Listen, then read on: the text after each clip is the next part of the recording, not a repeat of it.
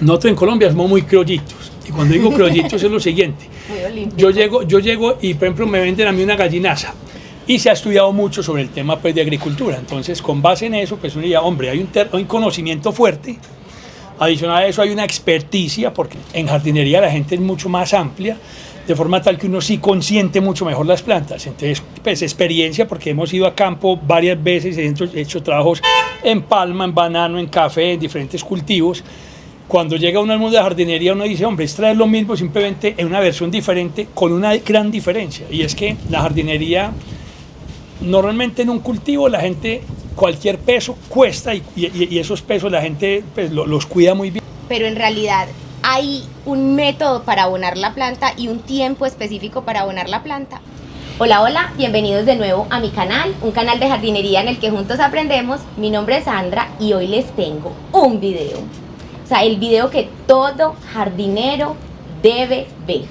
Si ustedes quieren saber cuándo tienen que abonar su planta, por qué tienen que abonar su planta, con qué tienen que abonar su planta, usamos gallinaza, usamos porquinaza, usamos champiñonaza, podemos utilizar ese tipo de abonos orgánicos y cómo utilizarlos, entonces quédate hasta el final. Para todos estos temas que les estaba contando desde el principio, hoy nos acompaña Bernardo Naranjo, que es el fundador, o bueno, el cofundador de una empresa de Medellín que se llama Abonato. Él es ingeniero químico y él nos va a compartir de todo su conocimiento que lleva a través de 10 años con la empresa.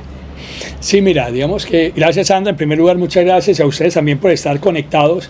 Mira, Abonato es una empresa que nace en el año 2014, como decimos, Abonato es una empresa que entrega conocimiento y productos de alto desempeño para la jardinería. Entonces, digamos que mira que es juntar toda esa experticia que veníamos atrás, la juntamos y ahí es donde nace Abonato, como bien lo decías. Y por eso lo invitamos hoy al canal, porque lo vamos a exprimir, le vamos a sacar la mayor cantidad de conocimiento, porque él tiene una habilidad, bueno, tiene muchas, pero entre las habilidades que tiene es hacer lo complicado, lo complejo, muy simple, y eso nos va a ayudar a entender todos los procesos de las plantas y las necesidades. Bueno, una pregunta que yo siempre me he hecho es, ¿por qué tenemos que gastarnos tanta plata en abonos? Porque es que los abonos no son baratos. ¿Por qué tenemos que abonar nuestras plantas sabiendo que uno en los parques, en los jardines botánicos, en el bosque, la planta en su estado natural no necesita quien la abone? Mira, la respuesta es la siguiente. Digamos que todas las plantas, digamos, la naturaleza de las plantas es que una planta florece y con que la planta dé 2, 3, 4 florecitas es suficiente para garantizar la continuidad de la especie. Sin embargo, nosotros como seres humanos somos los que queremos que la planta no produzca una sola flor o 2 flores, sino que muchas flores. Entonces, ahí es donde nace la necesidad.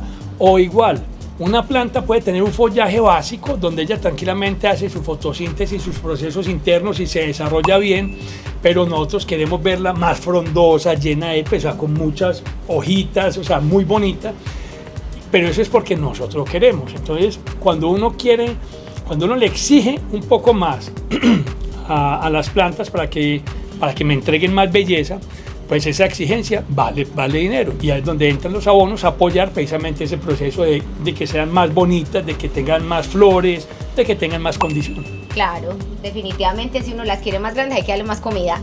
Obviamente, así es como todo. Literalmente.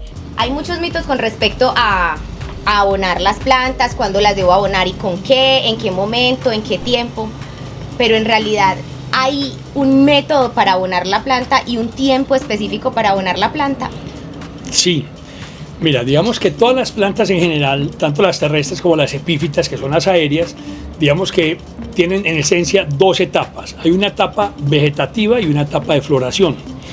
Cuando vamos a identificar claramente cada una de las 2 etapas. Etapa vegetativa nace desde el momento en que, digamos, aquí está la semilla saca la planta genera un tallo y va generando unas raíces. Ese tallo sale de la superficie, digamos, del suelo, sale a la parte aérea, inmediatamente genera las 2 hojas bandera y empieza a hacer fotosíntesis. En ese momento se llama plántula. Desde ese momento y justo hasta el momento previo en el que la planta empieza a producir el primer botón para generar una flor, eso se llama etapa vegetativa. ¿Cuál es la característica de esa etapa vegetativa? Las características son básicamente que la planta es 100% egoísta, o sea, primero yo, segundo yo y tercero yo, todo para ella, y busca adueñarse del mundo. Ella va creciendo, creciendo, creciendo y digamos, genera muchísimos tallos, muchísimas hojas para tomarse el mundo, pues y se desarrolla completamente. Ahora, llega un momento en el que, digamos, las plantas cambian, llamémoslo de esta forma, fisiológicamente, las plantas en una serie de bodeguitas. Por facilidad voy a ponerlo, digamos, no sé si alcanzan a ver ustedes allá, pero para que se lo imaginen, no, pero podemos, bueno, ok. Sí, ahí lo vamos acercando. Mira, normalmente, digamos que todas las plantas tienen lo que son las yemas y los nudos, ¿cierto? Las yemas es donde el tallo principal empata, o el tallo empata con una hoja, eso se llama una yema, y cuando el tallo principal empata con otro tallo, se llama un nudo, ¿cierto? Ajá. Entonces, donde hay bifurcaciones, esos son los nudos. Ahora, normalmente, en las yemas y en los nudos, esos son bodegas de almacenamiento de energía.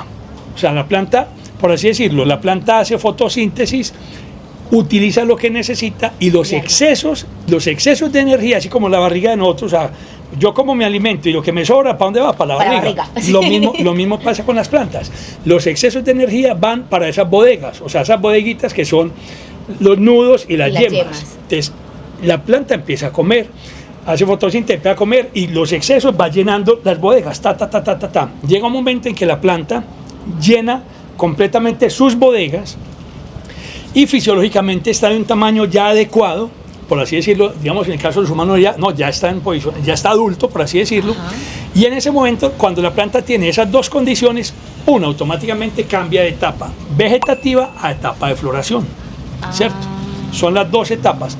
Entonces, en la etapa de floración las condiciones son completamente diferentes. Cuando está en etapa de floración, la planta lo que está buscando básicamente es continuidad de la especie, o sea, ya no piensa en ella, sino que automáticamente ya empieza a pensar en vamos a darle continuidad a la especie, empieza a pasarle todos sus nutrientes, empieza a buscar los mejores nutrientes para generar las semillas. Ajá. Entonces donde ella florece, bien sea para formar frutos o semillas inmediatamente, y le manda lo mejor para poder garantizar que haya una buena continuidad. Entonces son los dos momentos claramente identificados. Vamos claro hasta ahí, ¿cierto? Sí, supremamente claro. Bueno, entonces, con esos dos momentos, o sea, etapa vegetativa y etapa de floración, la nutrición tiene que ser absolutamente diferente en cada una de estas etapas. Si yo tengo una etapa, digamos, en la etapa vegetativa, yo requiero, sí o sí, que las plantas necesitan en ese momento, necesitan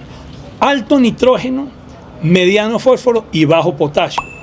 Ya voy a explicar por qué. Y en la etapa de floración requieren bajo nitrógeno, mediano fósforo y altísimo potasio. O sea, por así decirlo, en etapa vegetativa necesita alto, medio y bajo, y en etapa de floración necesita bajo, medio, alto. Vamos a explicarlo de esta forma. El nitrógeno es el motor de crecimiento de las plantas. Cuando yo pongo nitrógeno, en el mejor caso, la urea es un producto que tiene 46% de nitrógeno. Cuando yo pongo urea en el pasto o en una planta, lo primero que yo noto es que se pone verde y que crece. Y gorda. ¿Cierto?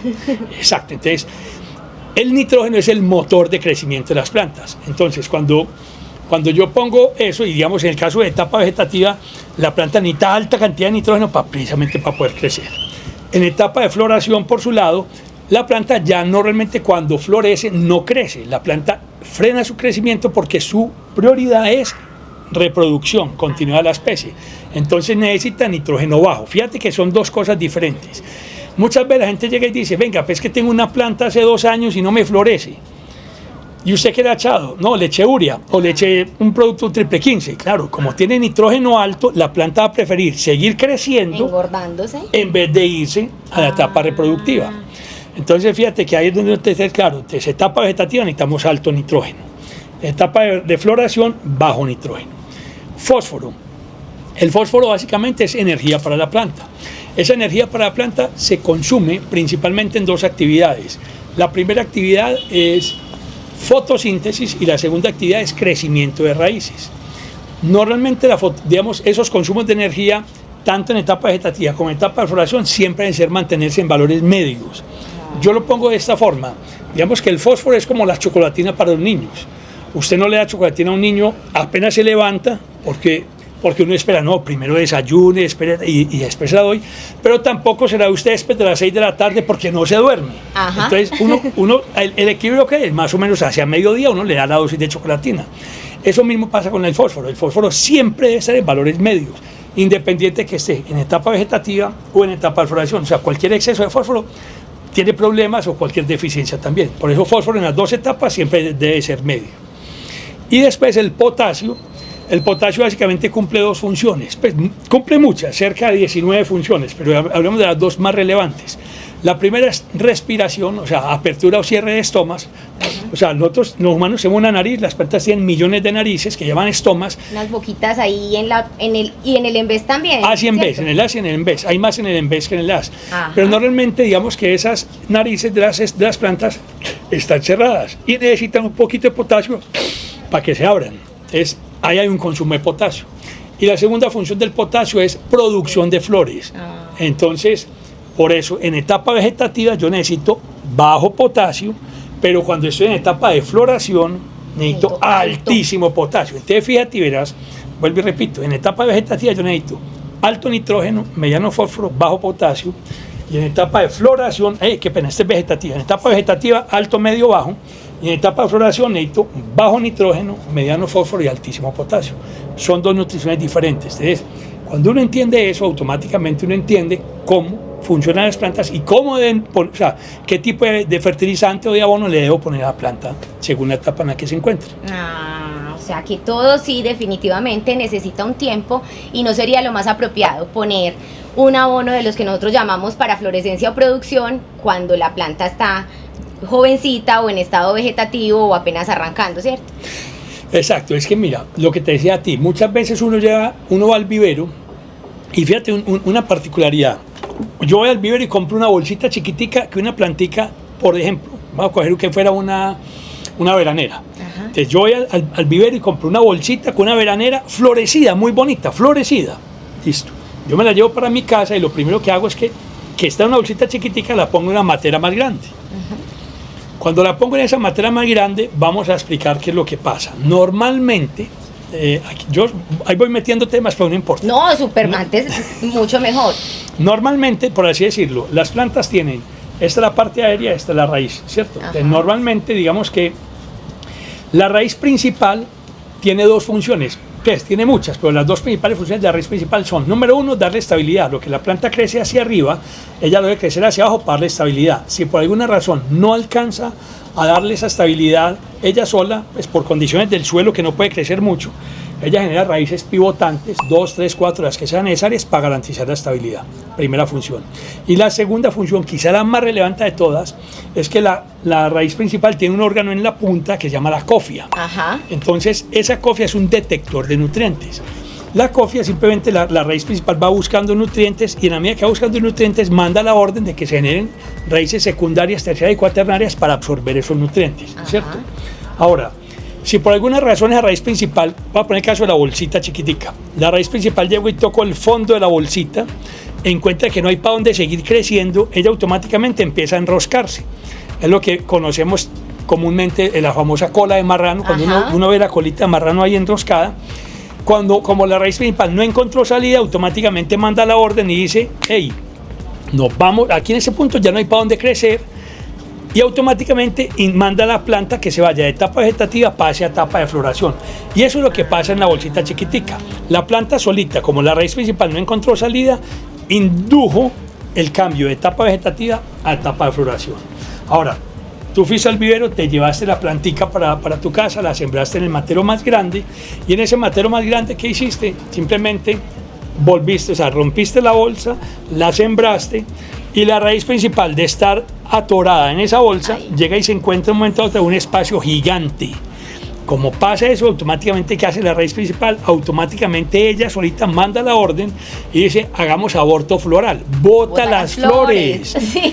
Bota las flores y automáticamente regresa a etapa vegetativa y vuelve y empieza a crecer, a dar su desarrollo, y todo es puro follaje. Claro. Entonces, no hay nada malo, ni en el vivero, ni en la planta, ni en la persona que lo compró. Es un tema la naturaleza está actuando y eso es lo que está ocurriendo en ese momento. De hecho, eso es una de las razones científicas para explicar que no es que haya una mala mano, ¿cierto? Sino que, ay, es que mira, fulaneta de tal me plantó las plantas del vivero y eso antes se me apestó. No, no se le apestó. Lo que pasa es que, de hecho, en los viveros hacen eso, restringir el espacio, pues para vender una planta que sea agradable a la vista. Pero más adelante vas a tener una planta más frondosa si la metes en un lugar grande. Y, por ejemplo, en los anturios, yo siempre le digo a la gente, no pases los anturios a un pote muy grande, porque no te va a florecer hasta que la raíz no colme el pote. Y entonces ahí dice, no, es que tengo muy mala mano, y échele abono, y échele abono, y échele abono para florecer. Y ella lo que está entrando es en una etapa de formar follaje. Total, y recuerda lo que dije ahorita, la planta primero tiene que crecer y, o sea, a medida que ella vaya creciendo fisiológicamente, pues como ya vaya teniendo su desarrollo, va generando nuevas bodegas. ¿Se acuerdan que las bodegas ya lo explicamos? Las bodegas son todo lo que son los nudos y las yemas. De la medida que ella vaya generando nuevas bodegas, pues ella va a seguir creciendo. Ahora, en el momento en que coinciden las dos, que ella frena su crecimiento un poquito fisiológicamente y logra llenar todas las bodegas, automáticamente en el momento la planta solita se va para floración, ¿cierto? Entonces, eso mismo es lo que pasa, uno no puede acelerar los procesos naturales, ya una planta, hombre, yo quiero que florezca, no, ella solita llegará. Hay formas de inducirlo, y ahí es donde desafortunadamente uno encuentra algunos fertilizantes que violentan las plantas e inducen floración. Voy a hablar de un producto. Yo no debería hablar mal, pues, pero tengo que hablar técnicamente. Está hecho es para eso, ¿cierto? Para inducir arbitrariamente. Sí, digamos que hay un producto muy conocido en el mercado, no lo voy a decir, va a irme simplemente a decir que tiene un alto contenido de fósforo, o sea, son dos valores, digamos, medios de nitrógeno y de potasio y muy alto en fósforo. Pero muy alto es cuánto como para nosotros saber cuando vayamos a comprar. 30 de fósforo. Es un producto que tiene 30% de fósforo. El tema es que como tiene tanto contenido de fósforo, ¿qué es lo que pasa con la planta? O sea, yo tengo una planta en etapa vegetativa normal, le pongo esta bombazo de fósforo tan grande, al poner ese bombazo de fósforo la planta empieza a hacer automáticamente más fotosíntesis de lo habitual. Acuérdate que el fósforo se consume principalmente en fotosíntesis y en crecimiento de raíces. Al hacer más fotosíntesis de lo habitual, ¿qué pasa? La planta empieza pues, a crecerlo, ella no va a crecer más porque coma más, simplemente empieza a consumir lo que puede y el resto lo empieza a almacenar todas sus bodegas, ¿cierto? Entonces va llenando todas las bodegas de abajo hacia arriba, hasta que llega un punto en que llena todas las bodegas, pero aún así quedan con excesos de fotosíntesis. Y con esos excesos, ella automáticamente dice, hey, me voy a morir, o sea, esta vaina no es o sea, aquí hay algo raro. Entonces, cuando la planta siente ese bombazo, automáticamente ella se va para la etapa de floración, porque dice, ella siente que se va a morir. Claro. Automáticamente dice, me voy para la etapa de floración para darle continuidad a la especie, así me muera yo, voy a darle continuidad. Entonces, ella induce floración, y lo primero que hace la planta en esos casos, cuando tiene ese bombazo de fósforo, es que empieza a movilizar en las hojas de abajo, los nutrientes que puede sacar, los saca y los utiliza en las partes de arriba. Y empieza a poner todos esos asimilados, pues, fotoasimilados que tiene, los empieza a mandar para las hojas bajeras y las empieza a tumbar. Ella solita quema la hoja, o sea, es para defenderse. O sea, como ya no tiene bodegas, ¿qué hace? Genera bodegas en las hojas y las empieza a botar. Al final del ejercicio, ¿qué tiene uno? Una planta florecida, sí, pero sin hojas, o sea, defoliada, o sea, paluda. Exacto. ¿Y eso es lo que uno quiere? No, para nada. Totalmente no. Entonces, por eso te digo que uno tiene que entender que los fertilizantes para inducir floración debe ser en la misma forma, que sea, cuando tengo vegetativa, tiene que ser alto nitrógeno, hermano fósforo, bajo potasio. Cuando tengo floración, tengo que tener bajo nitrógeno, hermano fósforo y altísimo potasio. Esa es la forma de uno inducir naturalmente sin forzar una floración. Perfecto. Bueno, y entonces hablando de no ser arbitrarios con la etapa fisiológica de la planta y obligarla en etapa vegetativa a florecerse porque queremos muchas flores, entonces ¿en qué momento uno se da cuenta que la planta pasa de una etapa vegetativa para entrar ya a tiempo de reproducción? o uno espera que la planta empiece a botar una o dos florecitas para decir, bueno, voy a meterle el abono para que siga floreciendo? ¿Cómo es ahí? ¿Uno cómo hace? Bueno, mira, a ver, Sandra, yo te cuento. Resulta que todas las plantas, digamos que fisiológicamente tienen unos tiempos. Entonces, por decir algo, voy a arrancar con un árbol. Yo cojo un árbol de mangos. Normalmente uno sabe que un árbol de mangos cada 6 meses está dando una cosecha. Normalmente. A veces se retrasa o se adelanta un poquito, pero es lo normal. Igual, cuando pues hay diferentes plantas que uno sabe que la primera flor se puede demorar 3, inclusive hasta 3, 4 años en dar una flor. Sí. Pero digamos que son cosas que parten de un conocimiento. Entonces, la mejor forma de uno hacer es,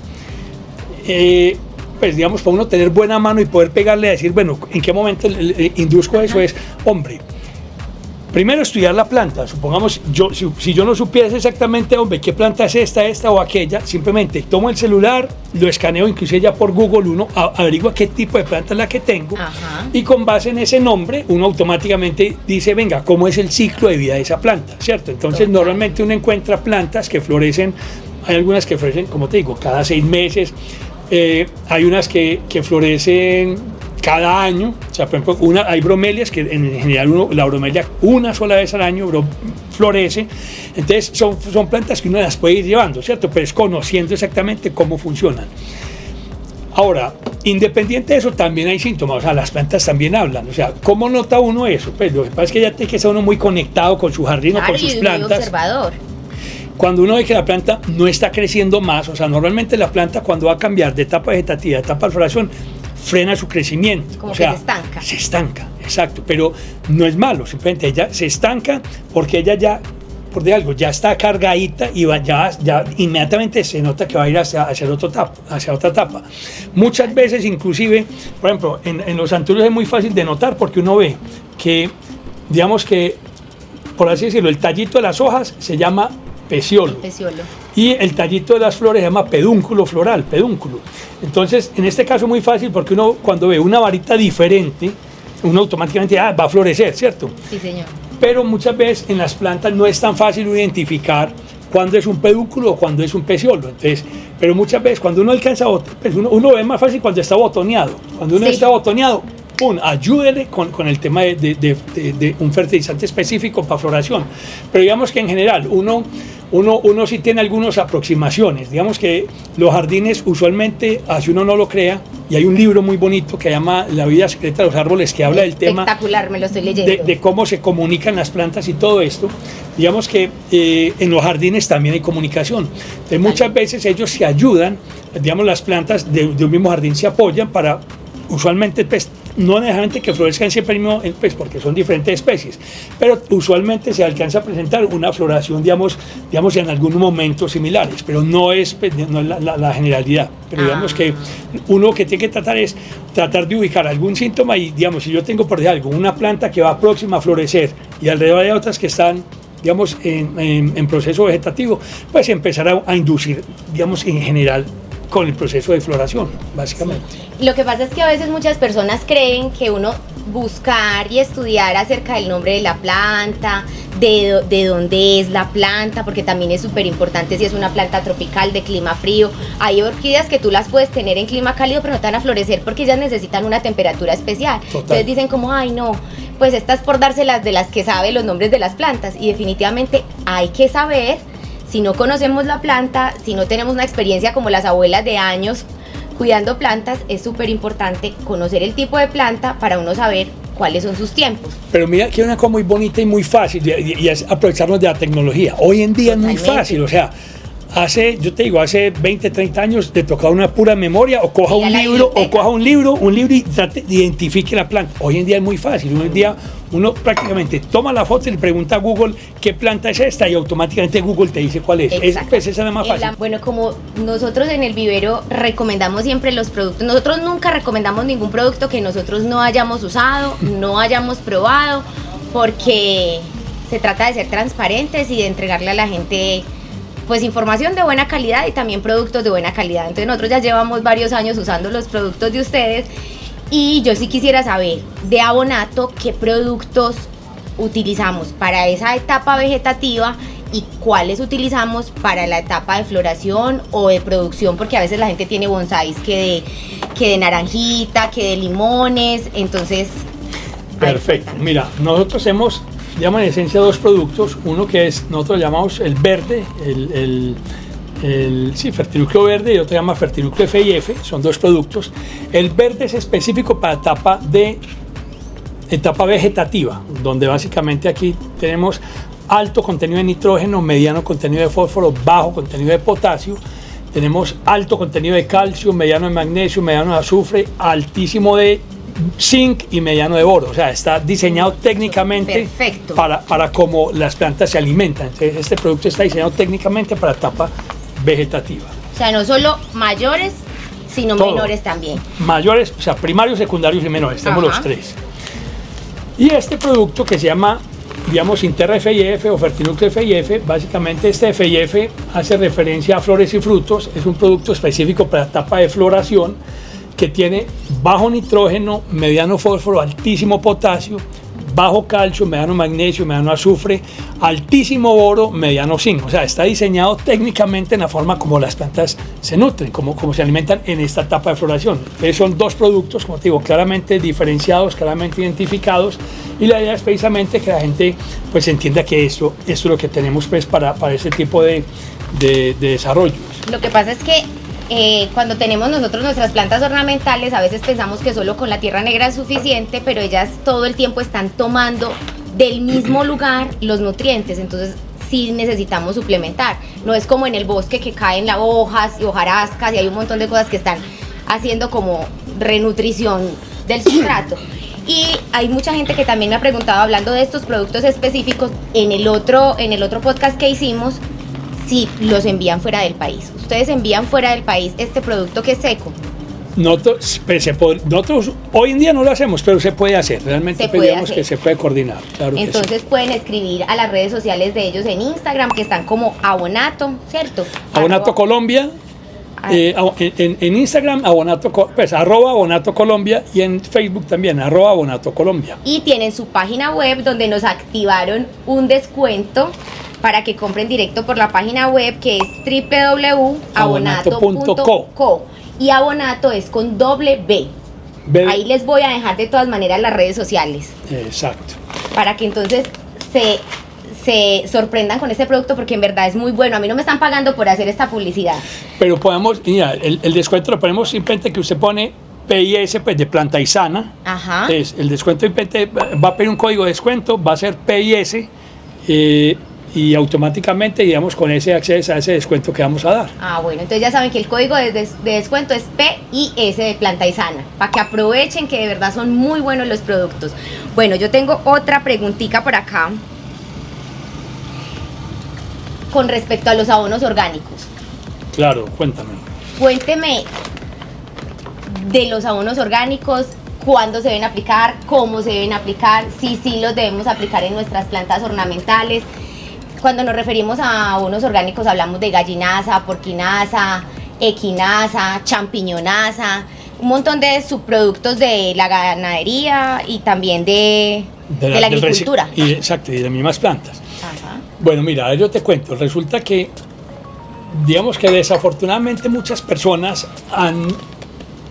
caen en la interpretación de decir que fertilizante es químico y abono es orgánico. Ajá. No, resulta que ya lo dijimos, abono y fertilizante son exactamente lo mismo. Ahora, todo lo que nosotros llamamos materia orgánica, más bien hablemos del término materia orgánica. ¿Materia orgánica qué es? Usualmente son excretas de animales, de gallinaza, entonces la gallinaza, la equinaza, la porcinaza, bueno, todas esas, inclusive la lombrinaza, que es más conocida como humus de lombriz, ¿cierto? Y adicional también están los residuos vegetales. Está la champiñonaza, que es del residuo del cultivo de la champiñón. Está la hojarasca que yo hago. Está el compostaje que yo hago en mi casa y lo organizo. Está el raquis, por ejemplo, en el cultivo de palma, que cogen todo, después de que exprimen el aceite, todo eso se llama raquis y lo utilizan. O están en la caña, también cogen la caña y el bagazo de la caña y lo muelen. Todo eso es materia orgánica, ¿cierto? Ajá. Ahora, lo que uno tiene que tener claro es, voy a llegar a 2 puntos. El primero es que esas materias orgánicas, hombre, ¿son abono? La respuesta es sí, pero el aporte nutricional que tiene es muy bajo. O sea, realmente si uno coge, por ejemplo, una gallinaza, y hay una información que sale hay una empresa en México muy buena que se llama Intagri. Ajá. Entonces, Intagri en México hizo el trabajo de cuánto de los contenidos nutricionales que tiene una gallinaza, y normalmente muestra que la más alta, el contenido puede ir entre el 1,5 y hasta el 3% de nitrógeno. O sea, son valores muy bajos. Y el resto, pues, de fósforo, potasio, pues, realmente son valores muy bajos en todo. Entonces, realmente uno diría, pues que la gallinaza tiene un valor nutricional muy bajo. No. Bueno, entonces, el aporte nutricional que tiene la materia orgánica, digamos, es muy bajo. Ahora, ¿por qué es importante la materia orgánica? Es por lo siguiente. Primero, la materia orgánica aporta la parte más importante para la vida de los microorganismos, casi que pues para la vida del planeta Tierra, y es que aporta un elemento que se llama carbono orgánico oxidable. O sea, la materia orgánica aporta carbono orgánico oxidable. Ahora, ¿por qué es importante el carbono orgánico? Porque las plantas son el único, digamos, organismo vivo del planeta Tierra que simplemente tomando del aire el CO2, puede generar automáticamente, puede generar su alimento, o sea, lo vuelve cadenas de carbono, la química de la vida. El resto de animales, incluidos los microorganismos, nos toca comerlos a partir de otras fuentes. Entonces, los microorganismos se alimentan de 2 cosas. Número 1, de materia orgánica. Si no hay materia orgánica, no hay microorganismos. Si no hay microorganismos, los microorganismos son los que cogen los nutrientes de las plantas, del suelo, y se los transforman para que las plantas los puedan tomar. Entonces, si no hay comida para los microorganismos, no hay microorganismos. Si no hay microorganismos, no hay comida para las plantas. Si no hay comida para las plantas, no hay plantas. Si no hay plantas, no hay herbívoros ni veganos. Y si no hay herbívoros, no hay carnívoros. Y nos morimos todos y simplemente, mire, pues juega, por la materia orgánica. La materia orgánica, dependemos de eso. De los microorganismos comen materia orgánica para obtener carbono orgánico, y también los microorganismos comen los nutrientes, nitrógeno, fósforo, potasio, calcio, magnesio, azufre, boro, zinc, todo el paquete que hay, se lo comen porque lo necesitan para la vida, ¿cierto? Y lo transforman en la forma en que las plantas lo toman, pero esas son las 2 comidas de los microorganismos. Entonces, la materia orgánica, la función principal es ser alimento para los microorganismos. Esa es la primera función y es fundamental para la vida. Que es muy bueno, pero no sería lo único. Exacto. La segunda función de la materia orgánica es que retiene agua, la tercera es que retiene nutrientes, y la cuarta que mejora lo que llaman técnicamente la capacidad de intercambio catiónico, o sea, mejora la capacidad de que el suelo le entregue los nutrientes a las raíces. Eso es una belleza. Entonces, la materia orgánica, y aparte de eso, también aporta nutrientes. Entonces, fíjate que uno diría, no, entonces una gallinaza no es un abono, pero uno dice, no, hombre, sí, hay un contenido nutricional, bajo, pero lo tiene. Pero lo más relevante de la gallinaza es precisamente que va a servir alimento para los microorganismos, va a servir para retener agua, para retener nutrientes, para mejorar la capacidad de que el suelo entregue los nutrientes a la planta, y fuera de eso va a poner un aporte nutricional. O sea, es un muy buen producto. No es, o sea, técnicamente no es considerado como un abono o un fertilizante, es considerado como un mejorador de suelos. Pero aporta un poquito de la parte nutricional. Ahora, el comentario que tú decías, que es muy importante, Sandra, que decías, venga, la materia orgánica tiene que estar bien compostada. Fundamental, eso es fundamental. O sea, muy bueno que lo mencionaste, porque digamos que la materia orgánica sí o sí, si no se composta, ahí es donde aparecen los problemas. Y me explico. La materia orgánica, naturalmente, digamos que hay un proceso, y aquí no tengo forma de hacer el gráfico, pero si puedes lo ubicas. Básicamente, el grafiquito del proceso de compostaje es, hay una primera etapa donde digamos, sube la temperatura, llega hasta 72 grados, baja y después llega a la parte normal, ¿cierto? Y voy a explicar ese gráfico que explica grados centígrados. Grados centígrados, sí, de temperatura. Entonces vamos a explicarlo de esta forma. En la parte inicial, digamos que... si quiere dibujar... ¿O así más fácil? Así está fácil. Digamos que una materia orgánica, pongamos una gallinaza, cogí la gallinaza del gallinero, la puse, y esa gallinaza naturalmente, simplemente por acción, eso se llama, primero llegan los microorganismos y comen, los microorganismos no comen hueso, ellos comen pura carnita, ellos no comen huesitos, o sea, son muy exquisitos. De los microorganismos cogen esa gallinaza y lo primero que hacen es comerse todo lo que pueden comer. Por ejemplo, si se fueran a comer esta hoja, ellos se comen la parte carnosa de la hoja y dejan todos los huesitos, por así decirlo. Ellos no comen huesitos. Entonces, lo mismo pasa con la materia orgánica. Ellos comen la parte buena. Esa primera parte se llama mesófila. Entonces, los microorganismos llegan en la etapa mesófila y se comen esa carnita. Cuando ya no hay más carnitas, se van. En ese momento entra la naturaleza, que se llama un proceso pedogenético, donde automáticamente él va subiendo la temperatura y empieza a subir la temperatura. Desde la temperatura, por ejemplo, si fuese Medellín, desde 25 grados centígrados, lo lleva inclusive hasta 70, 72 grados centígrados de temperatura, grados Celsius, grados centígrados. Cuando estamos ahí, automáticamente vuelve y baja la temperatura. Cuando ya está más o menos por grados de 40, 37, 40 grados centígrados, vuelven y aparecen los microorganismos a ver qué más hay para comer, porque ya como quien dice, se metió a la olla, ya salió, y vuelven, aparecen, se comen todo esto. Lo que queda ya simplemente sigue su proceso normal de maduración, y cuando yo cojo una materia orgánica, en la etapa inicial huele maluco, cuando la cojo en la parte final, huele a suelo, no pasa nada. Y ese es el proceso de compostaje completo. ¿Qué pasa si por alguna razón, es más, voy a ponerlo de esta forma? Nosotros en Colombia somos muy criollitos. Y cuando digo criollitos es lo siguiente. Yo llego y, por ejemplo, me venden a mí una gallinaza y me entregan 2 gallinazas. Entonces yo llego y cojo esta y, uy, esta huele maluco, ¿cierto? Y yo cojo esta, no, esta no huele a nada. ¿Y qué hacemos nosotros? Botamos esta y nos quedamos con la que huele maluco. Claro. Y el problema es ese, es que lo que pasa, esta que huele maluco, empieza a hacer todo el proceso, ¿cierto? Ah, y ahí es donde se quema la raíz. Y ahí es donde, si yo la echo al lado de la raíz, claro, subía la temperatura, me quema la raíz, lo dijiste, esa es. Sí ven, uno va aprendiendo cosas a partir de que se lo vayan explicando. Que yo decía, pero ¿en qué momento se queman las raíces? Y siempre me decían que era porque había un alto contenido de nitrógeno que quemaba las raíces. Y lo que ocurre es el proceso de, no sé, eso no... Es pedogenético, el proceso de transformación, de compostaje, de transformación de la materia orgánica, ella siempre va a subir, por naturaleza va a subir la temperatura hasta 70, 72 grados centígrados. Si por alguna razón la materia orgánica, es más, pongámoslo de esta forma, yo tengo una materia orgánica, una gallinaza, empezó el proceso y por alguna razón yo lo interrumpí y lo vendí o lo apliqué, la naturaleza no perdona, ella vuelve y arranca el proceso, y cuando arranca es donde yo tengo una raíz expuesta y le pongo la materia orgánica encima, automáticamente, ni queda expuesta, puede haber suelo, pero tengo la materia orgánica encima, subiendo a 70 grados centígrados, me quema la raíz. Quema la planta.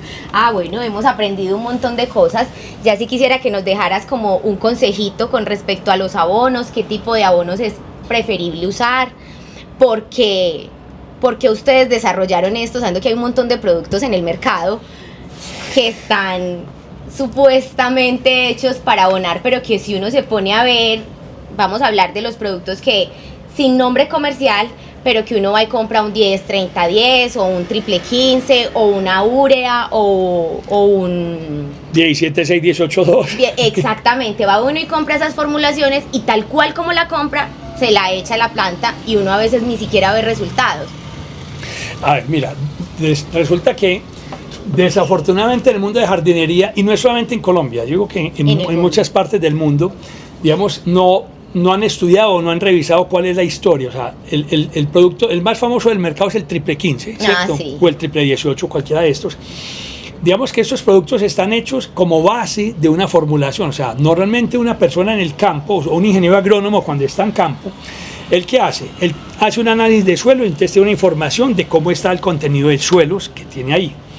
Aparte de eso, él sabe qué cultivo va a poner. Si va a poner un maíz, un arroz, un trigo o un aguacate, o sea, cualquiera de lo que vaya a poner. Entonces, él ya sabe cómo está el suelo y sabe qué condiciones nutricionales, o sea, qué cantidad de nutrientes se extrae cada uno de los cultivos que va a poner. Mezclando estas dos informaciones, él sabe cuál es el hueco que le queda faltando y ese hueco es lo que él pone en nutrición.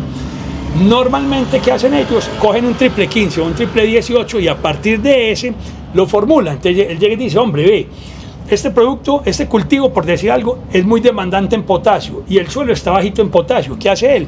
Coge un triple 15, lo refuerza con potasio, sube a los valores que él necesita y con base en eso vaya y hace la aplicación en el campo. Obviamente lo hace un ingeniero agrónomo con conocimiento, pues, un agrónomo o ingeniero agrónomo. Ahora, en jardinería, simplemente ¿qué hizo el mercado?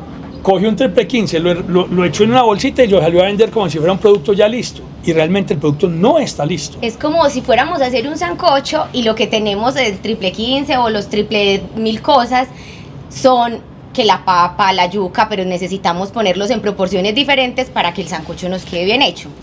Más o menos. Mira qué buen ejemplo. Haz de cuenta, yo no sé cómo será, pero usualmente lo que menos se come en el sancocho es el plátano. O sea, Sí. todos buscamos la papita o la yuquita, el plátano. Sí, sí. Y entonces haga de cuenta que un triple 15 es un sancocho donde a vos te dan, o sea, a vos te sirven el plátano y te sirven 3 plátanos, además, de esta forma, 3 plátanos, 2 yucas y una papa. Le garantizo que usted queda aburrido. Claro. Yo busco. Quiero mi yuquita. Exacto, yo quiero la yuquita o la papa. Entonces, Claro. eso es lo que está pasando. Digamos que un triple 15 es un producto que no es el adecuado. Entonces, uno que tiene que buscar es precisamente venga, a esta persona no le gusta el plátano, entonces quitémosle todo el plátano y solamente démosle papita y yuca. A esta persona le gusta poquito el plátano y le gusta una papa y una yuca, entonces eso es lo que le armo yo a usted. A esta persona le gusta, si le gusta el plátano, deme 2, le doy 2 plátanos, pero mire que lo que hice fue, es el mismo sancocho y simplemente dependiendo de la persona yo lo ajusto. Eso es el triple 15. Y los otros también. Y los otros productos del mercado. Nosotros lo que hicimos básicamente en nuestros productos es partir de cómo se alimentan las plantas técnicamente y a partir de eso diseñamos un producto específico para etapa vegetativa y específico para etapa de floración. Eso fue lo que nosotros hicimos. No, y los productos en realidad son muy buenos. Bernardo, muchísimas gracias por ese tiempo que usted nos saca. Nosotros sabemos que usted siempre se la pasa súper ocupado. Ya saben que si quieren conseguir los productos, los consiguen en la página web con el código PIS.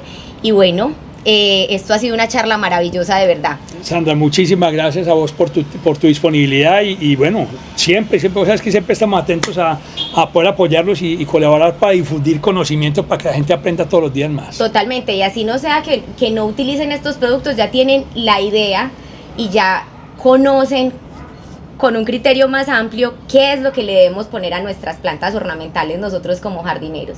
Entonces no olvides que si te gustó este video, regálame un me gusta, no olvides comentar ahí abajo, todos tus comentarios son importantes para nosotros y no olvides compartir. ¡Chao!